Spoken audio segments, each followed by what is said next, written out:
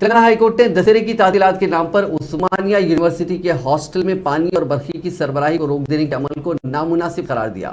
High court کے جج justice کے لکشمن نے یونیورسٹی کے رجسٹرار کو ہدایت دی کہ 1 گھنٹے کے اندر اگر ہاسٹل میں پانی اور برقی کی سربراہی کو بحال نہیں کیا جاتا ہے تو ایسی صورت میں رجسٹرار کو حاضر عدالت ہونا پڑے گا۔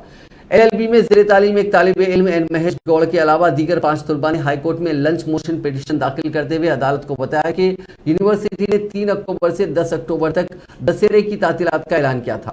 بعد ازاں تعطیلات کو 26 اکتوبر تک توسیع دی گئی۔ اس دوران ہاسٹل پہنچنے والے طلباء کو پانی اور برقی سربراہ نہ ہونے سے کافی مشکلات کا سامنا کرنا پڑا ہے۔ درخواست گزار طلباء نے عدالت کو بتایا کہ LLB کے طلباء کو امتحانات میں تیاری کے لیے 15 اکتوبر تک ہی تعطیلات دیے گئے ہیں۔ 16 اکتوبر کو امتحان کی تیاری کے لیے گروپ 1 امتحان کی تیاری کے لیے جب طلباء ہاسٹل پہنچے تو یونیورسٹی انتظامیہ نے ہاسٹل میں پانی اور برقی کی سربراہی کو بند کر دیا۔ انتظامیہ کے اس فیصلے کے خلاف طلباء نے احتجاج بھی کیا، لیکن پانی اور برقی کی سربراہی بحال نہیں کی گئی، جس پر ہمیں اس معاملے کو عدالت سے رجوع کرنا پڑا۔